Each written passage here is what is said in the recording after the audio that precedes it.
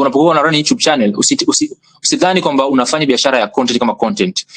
In fact wewe unakuwa kwenye biashara ya matangazo. Hicho yani hauna tofauti wewe na mtu ambaye ana kampuni ya billboards barabarani labda. Unapokuwa unamiliki billboards barabarani, ili uweze kupata malipo mazuri kutoka kwa watu ambao wanatangaza biashara zako kupitia billboards, lazima uhakikishe kwamba unatafuta spot nzuri, sawa? Billboard ambayo iko let's say Mwenge au iko Masaki, obvious utahitaji kulipa hela nyingi ili kuweka tangazo lako pale kuliko billboard ambayo iko Mbagala au Vikindu au somewhere there, sawa? Kwa hiyo wewe kama mfanyabiashara wa content kupitia YouTube, unahitajika pia kuweza kujua kwamba ili niweze kuingiza pesa kupitia YouTube au kupitia YouTube channel yangu, ili uweze kulipa hela nzuri, unahitaji pia ku attract watu. Kuna aina fulani ya watu ambao ki attract utazame video channel yako, utalipwa hela nzuri zaidi kuliko aina fulani ya watu. The reason billboard ya Mwenge, Masaki, Mbezi wapi inalipwa hela nzuri zaidi ni kwa sababu wapitaji njia au wanaotazama tangazo kupitia njia hiyo wako likely wako na more purchasing power ya kufanya manunuzi ya hizo bidhaa ambazo zinatangazwa kuliko billboard ambayo iko nje ya mji tuseme, sawa?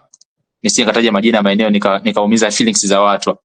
Maana yake ni kwamba wewe pia kama mfanyabiashara wa YouTube, ili upate hela nzuri, unahitaji kutengeneza content ambazo zita attract audience nzuri, audience ambayo iko na more purchasing power, ili advertisers wanapotangaza bidhaa zao waweze kupata matokeo kupitia wale audience wako.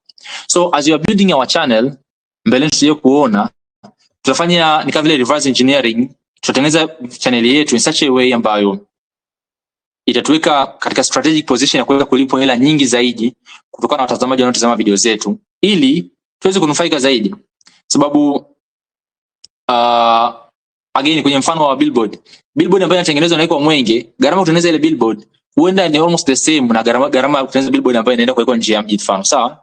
Kwa hiyo effort ambayo tunatumia kutengeneza video ya let's say ya Bongo kutizama ni almost the same effort ambayo tunatumia kutengeneza video ya Marekani kutizama. Lakini utengeneza video ambayo watatizama Marekani, utalipwa hela nzuri zaidi kuliko video ambayo watatizama wa Bongo, simply because wa Marekani wako na high purchasing power kuliko wa Bongo. So advertisers wako willing to pay more ili kuweza kutangaza bidhaa zao kwa wa Marekani kuliko wa Bongo.